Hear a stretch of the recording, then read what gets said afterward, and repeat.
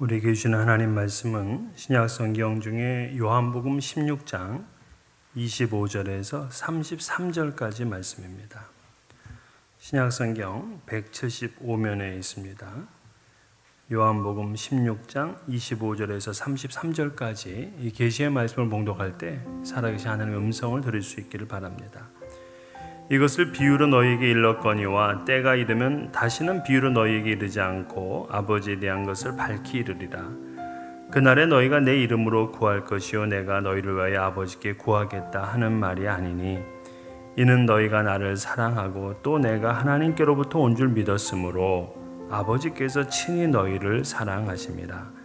내가 아버지에게서 나와 세상에 왔고 다시 세상을 떠나 아버지께로 가노라 하시니 제자들이 말하되 지금은 밝히 말씀하시고 아무 비유로도 하지 아니하시니 우리가 지금에야 주께서 모든 것을 아시고 또 사람의 물음을 기다리시지 않는 줄 아나이다. 이로써 하나님께로부터 나오심을 우리가 믿사옵나이다. 예수께서 대답하시되 이제는 너희가 믿느냐? 보라, 너희가 다 각각 제 곳으로 흩어지고 나를 혼자 둘 때가 오나니 벌써 왔도다. 그러나 내가 혼자 있는 것이 아니라 아버지께서 나와 함께 계시니라. 이것을 너희에게 이르는 것은 너희로 내 안에서 평안을 누리게 하려 함이라. 세상에서는 너희가 환난을 당하나 담대하라. 내가 세상을 이기었노라. 아멘. 멘델스존은 이 독일의 함부르크에서 출생한 세계적인 작곡가입니다. 많은 곡 중에서 그분의 그 한여름밤의 꿈에 나오는 그 축혼 행진곡은 지금도 우리가 결혼식장을 가게 되면 신랑 신부가 이제 퇴장을 할 때 그 나오는 그 곡, 바로 이 곡으로 이제 유명한 분이시죠. 근데 맨델스존은 금수저를 물고 태어난 사람이에요. 아주 부유했습니다, 집안이. 그리고 당대의 그 유명한 피아니스트고 오르가니스트였고요. 직접 지휘도 했습니다. 또 시나 그림 같은 데 굉장히 탁월했고요. 용모가 아주 우아했고 이 사교성에서도 상당히 세련된 그러한 사람이었습니다. 그는 5개 국어를 자유자재로 구사했어요. 영어, 이탈리아어, 그리스어, 프랑스어, 라틴어까지. 그야말로 오늘날 얘기를 하면 이제 사기적인 캐릭터였죠. 근데 그의 할아버지 모세 멘델스존은 정반대였습니다. 체구가 작았고 그리고 그 등이 이렇게 굽은 곱추였어요. 모세 멘델스존은 청년 때 이제 함부르크에 있는 한 상인집을 방문했다가 그 집의 딸인 이 프룸체를 보게 됐습니다. 프룸체를 본 순간에 첫눈에 반한 거예요. 그런데 그 프룸체는 자기를 눈길조차 주지를 않는 겁니다. 천상의 아름다움을 지녔지만 그 뭐해? 나의 존재조차 무시하는 것 같아서 아주 이제 슬펐죠. 그리고는 이제 그 집을 방문하는 걸 마치고 집으로 가야 되는데 다시 한번 용기를 냅니다. 그리고 계단을 올라서 그녀의 방에 노크를 하고 들어갔어요. 그녀와 대화를 나눌 수 있는 마지막 기회다라고 생각을 했습니다. 그리고는 이렇게 물었어요. 그 여인에게 당신은 결혼할 배우자를 하늘이 정해준다는 말을 믿나요? 그랬더니 이 프롬체는 얼굴도 쳐다보지 않고 창밖을 보면서 얘기를 해요. 당연히 믿죠. 그러는 당신은 그걸 믿나요? 이렇게 물었어요. 그때는 모세 멘델스존이 대답을 합니다. 그렇습니다. 한 남자가 이 세상에 태어나는 순간 신은 그에게 신부가 될 여자를 정해주지요. 내가 태어날 때도 나의 미래의 신부가 이미 정해져 있습니다. 그런데 신이 제게 이렇게 덧붙이며 얘기를 했어요. 너의 아내는 곱사등이 곱추일 것이다. 그래서 제가 너무 놀라서 그건 안 됩니다, 신이시여. 여인이 곱사등이가 되는 것은 비극입니다. 차라리 저를 곱추로 만드시고 나의 신부에게는 최고의 아름다움을 주십시오. 그렇게 해서 제가 이렇게 곱사등이로 태어난 겁니다 하고 말을 하는 거예요. 이 푸름체는 그의 말에 깜짝 놀랐죠. 그리고는 고개를 돌리고 그의 눈을 가만히 바라보는 겁니다. 정말 진심이 느껴졌어요. 그리고는 다가가서 그의 손을 붙들게 되었습니다. 바로 이 여인이 이 모세 멘델스존의 헌신적인 아내가 된 거죠. 이런 말이 있죠. 용기 있는 자가 미인을 얻는다. 모세 멘델스존은 정말 대단히 용기 있는 사람이에요. 당당하고 지혜를 갖춘 사람입니다. 그런데 우리는 세상에서 이렇게 당당하지를 못해요. 더군다나 신체적인 장애가 있을 때 용기를 내지를 못합니다. 또 실력이 없거나 재산이나 건강을 잃었을 때에도 용기를 내지를 못합니다. 또 과거에 실패한 경험 때문에 이 자신감을 잃어버립니다. 사랑하는 사람과 헤어져도 좌절하고 낙심합니다. 고대 로마 역사가인 타키투스는 용기가 있는 곳에 희망이 있다, 이런 유명한 말을 했는데요. 이걸 뒤집어 보게 되면 용기가 없으면 희망이 없다, 이런 얘기가 됩니다. 오늘 본문의 제자들의 모습이 그랬어요. 용기가 없는, 두려워하는 그러한 때였습니다. 오늘 본문은 예수님의 그 다락방 강화라고 하는 그 내용의 마지막 결론인데요. 요한복음 13장부터 그 최후의 만찬에서부터 시작된 얘기입니다. 그러니까 요한복음 13장부터 16장까지는 모두 다 십자가를 지시기 전날 밤에 제자들에게 주셨던 말씀이다, 이렇게 볼 수가 있어요. 그래서 요거를 다락방 강화다, 이렇게 말해요. 무슨 말씀을 주셨어요? 서로 사랑하라 하는 계명을 주셨어요. 또 세상에 줄 수도 알 수도 없는 평안을 나는 너에게 준다 그랬어요. 그리고 보혜사 성령을 너에게 보내주겠고 너희는 나를 친구라, 나의 친구다, 이렇게 말씀해 주셨습니다. 또한 지금은 근심이 있겠으나 이 근심이 도리어 기쁨이 될 것이다 약속도 해 주셨어요. 그리고는 마지막 결론이 오늘 본문인 거예요. 세상에서는 너희가 환난을 당하나 담대하라, 내가 세상을 이겼노라. 예수님을 떠나보내야 되는 제자들은 사실 참 두렵죠. 지금까지 그 예수 믿고 왔는데 이분이 떠나신다니까. 그렇게 되면 낙심하게 되고 이제 절망하게 돼요. 그래서 이 제자들에게는 큰 인생의 위기가 찾아오게 될 것입니다. 바로 이 순간 그들에게 필요한 것이 담대함과 용기였는데 예수님께서 그들에게 담대하라 하고 얘기를 해주신 거예요. 떠나시는 분들은 남아있는 분들한테 가장 중요하게 얘기해야 될 부분이 바로 이 담대하라죠. 다윗도 그랬어요. 다윗은 죽을 때 그 솔로몬에게 유언을 합니다. 어떤 유언이냐면 너는 힘써 대장부가 되라 하는 말이었어요. 힘써 대장부가 되라. 그러니까 그도 역시 이제 담대하라, 용기를 내라, 이제 그런 얘기잖아요. 근데 이 말씀은 2000년 전 제자들에게만 주신 말씀이 아니라 오늘 우리에게도 주시는 말씀임을 우리가 믿고 받아들여야 돼요. 여러분, 용기가 없습니까?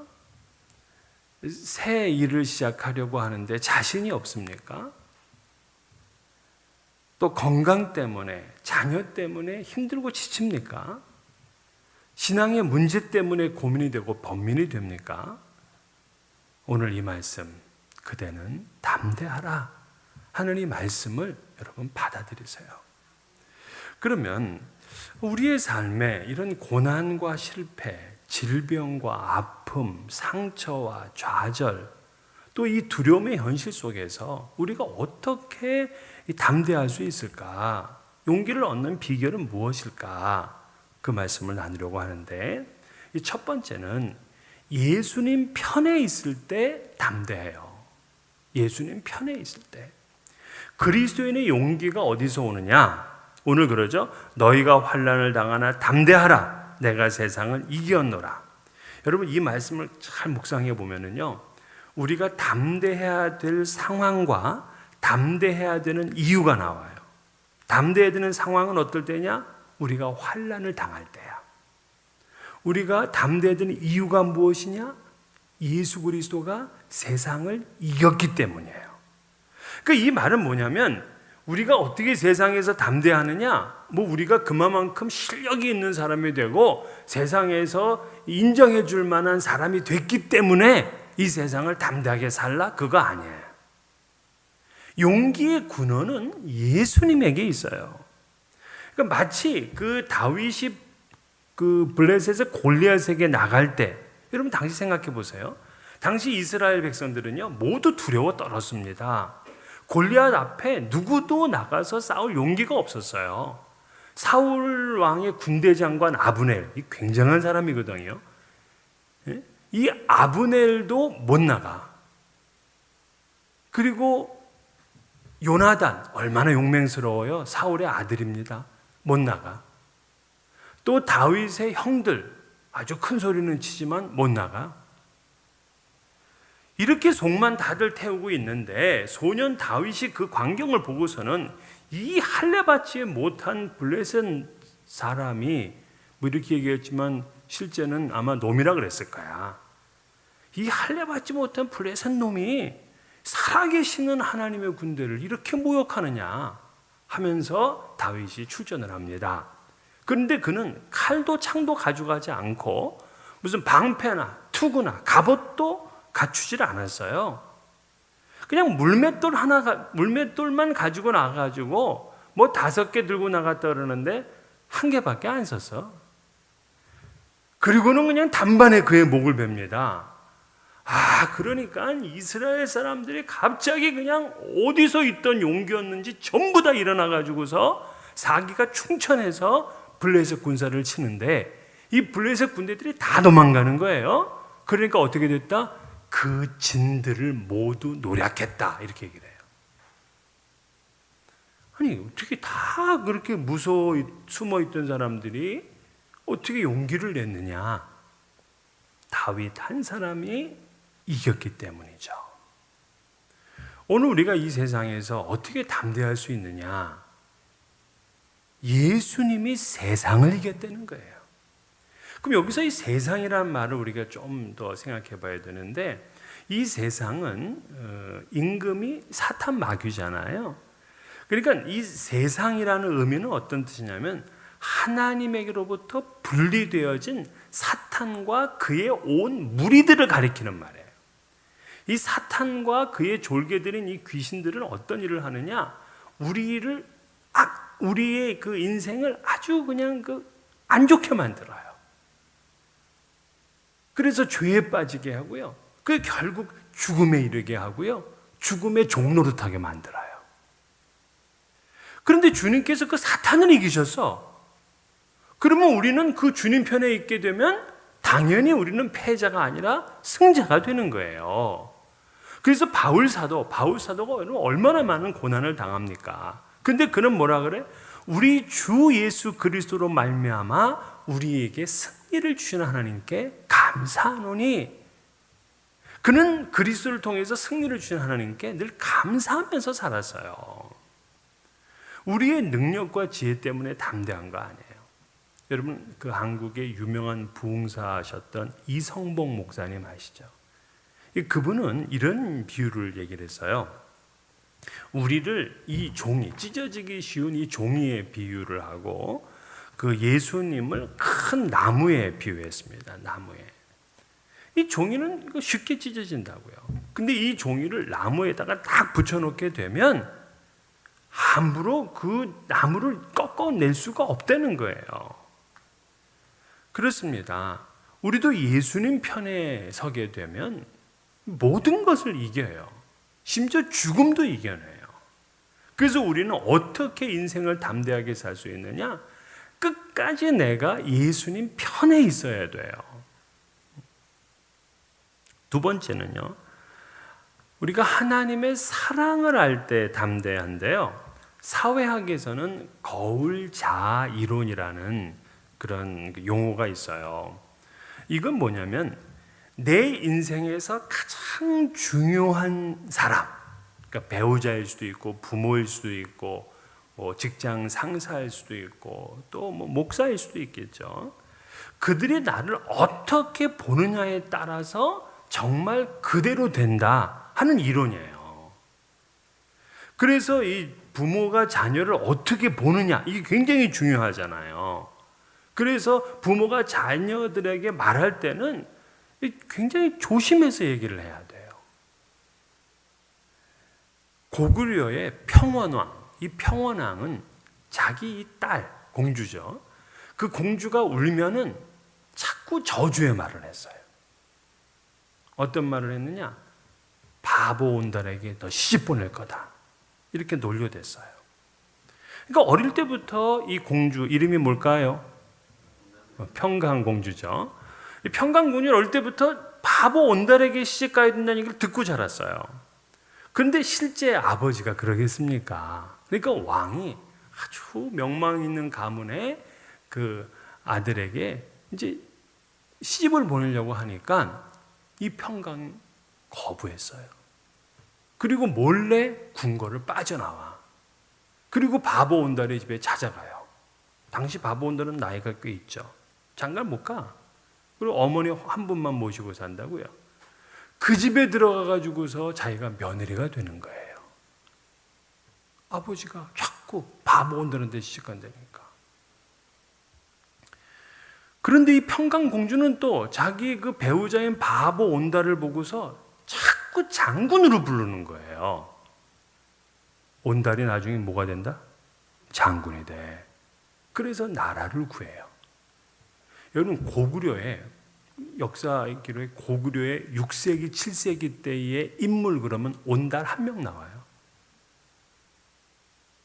몇백 년 동안 역사가 있었을 거 아닙니까? 그런데 온달 한 명 나온다니까?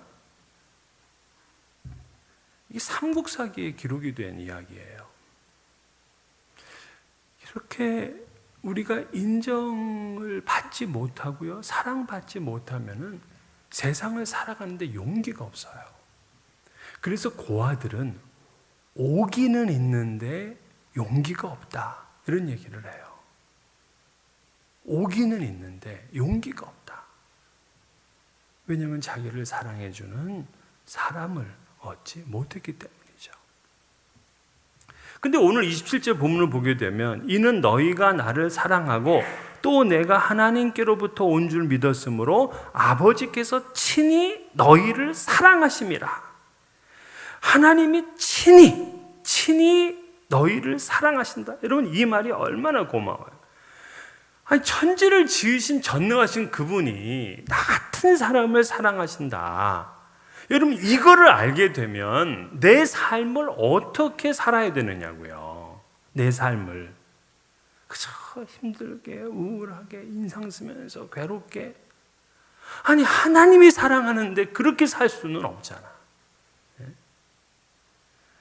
유명한 저술가인 이 브래남 매닝은 만약 누군가 그 사도 요한에게 당신의 인생에서 가장 중요한 신분이 뭐요? 하고 그렇게 묻는다면 나는 제자요, 사도요, 전도자요, 복음서 저자요 라고 하지 않고 나는 예수님의 사랑하는 자요 라고 답할 것이다, 이렇게 얘기를 했어요.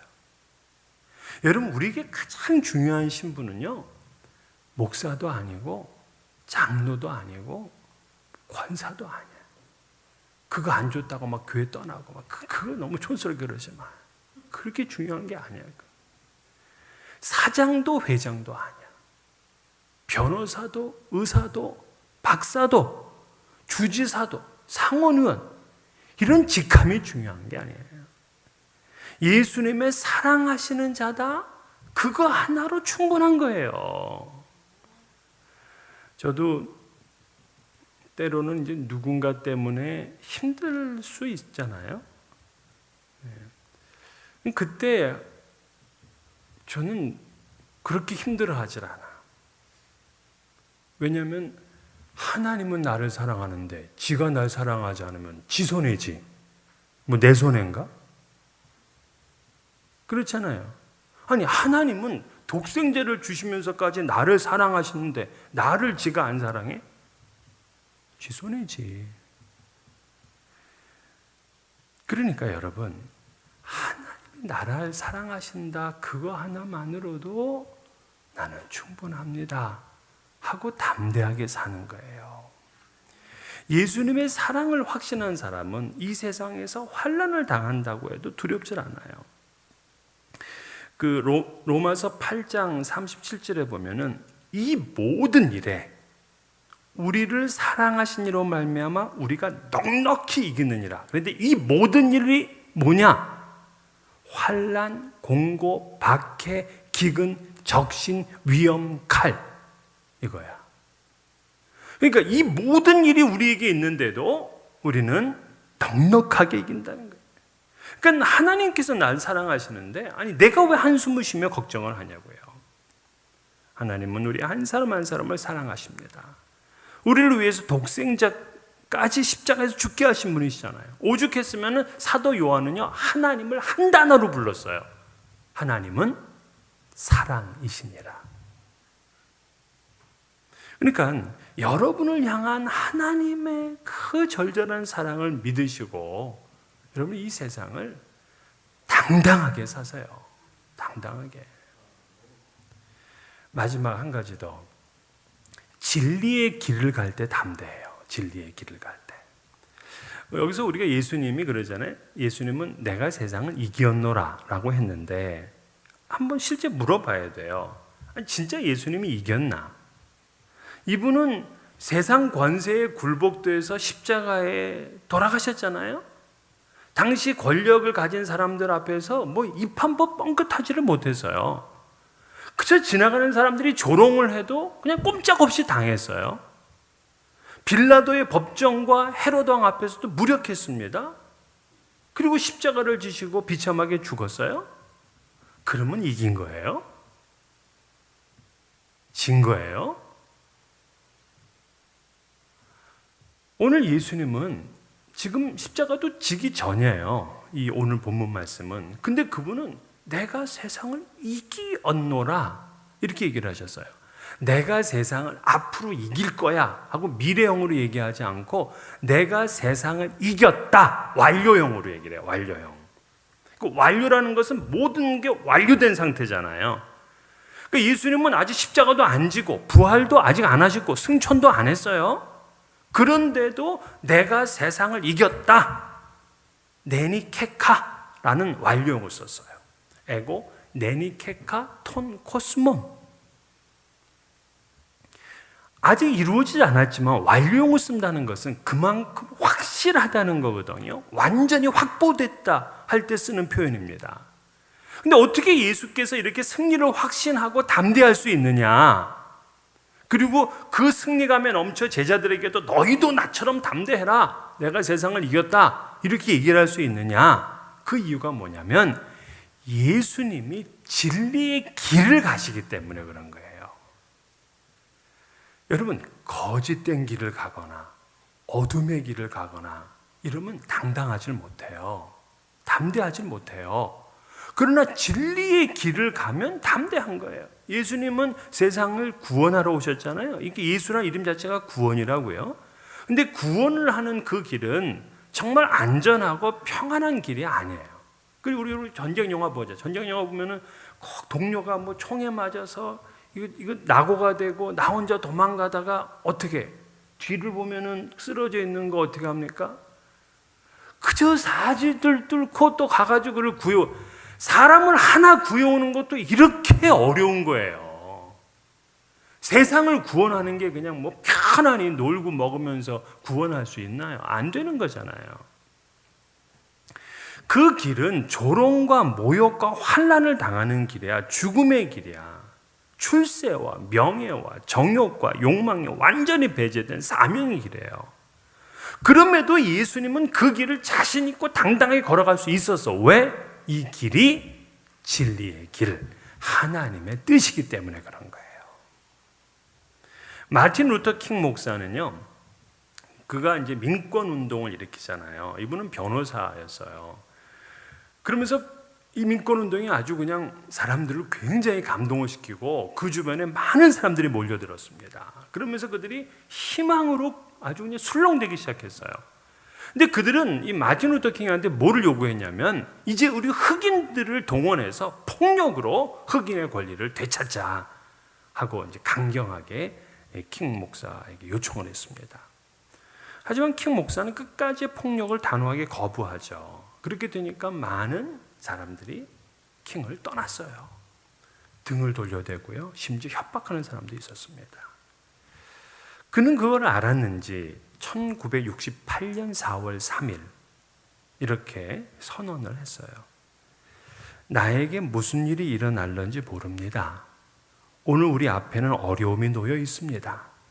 나도 다른 사람처럼 오래 살기를 바랍니다만 나는 지금 그런 일에 마음을 쓰고 싶지 않습니다. 나는 단지 하나님의 뜻을 이루기를 바랍니다. 이렇게 연설을 한 다음에 그 다음날 암살을 당했습니다. 그 역사가 어때요? 그분 그분의 표현대로 그는 그 제명대로 못 살았어요. 그러면 실패?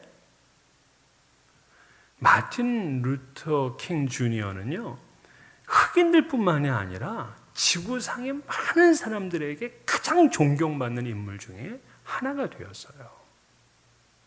우리들이 왜 담대하지 못하느냐? 왜 자꾸 수군거리느냐? 진리의 길이 아니기 때문에 그래요. 내가 가는 길이 진리의 길이고 옳은 길이라면 그 무엇이 두렵겠습니까? 하나님의 뜻대로 사는 삶은요, 결코 두려움이 없어요. 오늘 이 세 가지. 나는 예수님 편에 서 있다. 나는 하나님이 사랑하는 자다. 나는 진리의 길을 간다. 이런 확신만 있으면은요, 세상 두려울 게 없어요. 비록 모든 문제가 풀리지 않아도 두려워할 거 없어요. 마치 내 건강이 바람 앞에 촛불같이 그렇게 위기 가운데 있어도 또 나를 지금 지켜주는 것이 아무것도 없어도 좋아. 우리는 이미 승자거든요. 담대한 자가 세상을 얻고요, 두려움을 몰아냅니다. 2000년 8월 31일 기상 관측이 시작된 이래 가장 강력한 태풍인 트라피룬이 대한민국 서해 남해상을 덮쳤어요. 근데 이때 목포에서 이 백길로다가 남서쪽으로 한 5시간 정도 가면 신안군에 속해 있는 가거도라는 섬이 있어요. 여기서 놀랄만한 일이 한 가지 일어납니다. 이 섬에는 당시 206가구가 있었는데요. 그 주민의 생계는 모두 업에 달려 있었어요. 그런데 이 태풍이 정면으로 그 섬을 덮친 겁니다. 그래서 섬 주민들은 미리 26척의 배들을요, 육지로 끌어올렸어요. 26척의 배를. 그리고 남은 8척은요, 방파제 뒤에 단단히 묶었습니다. 그러나 초속 58.3m의 강풍에 파도가 15m가 넘었기 때문에 배 한 척을 제외한 나머지 배들은 모두 다 파손되고 말았어요. 그러면 배 한 척은 왜 파손이 안 됐느냐? 이 배의 주인은 당시에 63살이 된 고흥산이라는 어부였어요. 근데 이 고흥산 씨는 배가 없으면 자신과 가족들이 굶어 죽을 것을 염려했습니다. 그러니까 굶어 죽거나 뭐 바다에 빠져 죽거나 마찬가지다. 이렇게 생각하고서는요, 그 3톤짜리 그 조그만 배를 가지고 바다 한가운데로 나가요. 가족들과 섬 주민들은 울면서 그를 말렸어요. 죽으려고 그러느냐.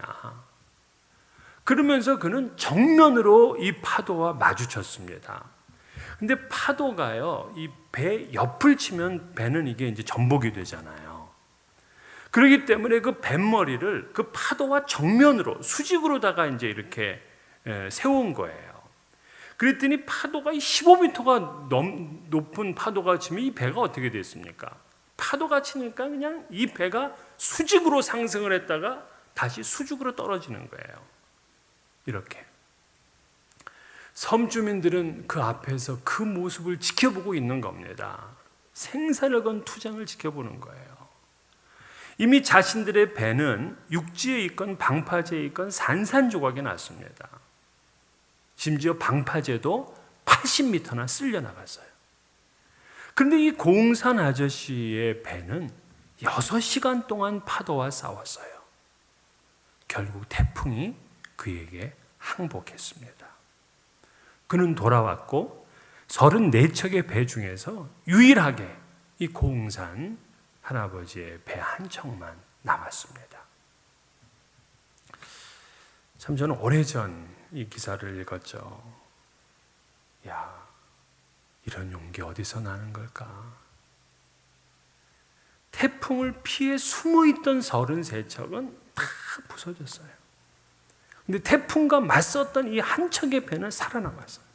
당시 어촌계정이 이런 말을 했어요. 우리는 태풍의 모든 걸 잃었지만 마을은 잔치 분위기였다. 담대한 사람 한 사람으로 그 마을이 고통을 이겨냈어요. 여러분, 용기 있는 자가 살아요. 담대한 자가 이깁니다. 여러분, 힘들지만은요, 담대하세요. 여러분 한 사람이 담대해지면 가정이 살아요. 우리 교회도 어려움이 있을 때 그 담대한 분 때문에 이 교회가 살아나는 겁니다. 국가도 그래요. 담대한 그 한 사람이 있어야 되죠. 담대한 제자들은 결국 하나님의 교회를 세우고 로마를 정복하고 세계를 정복했습니다. 바울은 옥에 갇혔어도 하나님을 찬양하는 용기를 가졌고요. 다니엘은 기도하면 사자굴에 던져질 것을 알았지만 담대하게 기도했습니다. 하나님의 사람은 이렇게 담대한 거죠. 주님께서는 환난 가운데 있는 여러분들을 향해서 말씀을 합니다. 그대는 담대하라. 기도하겠습니다.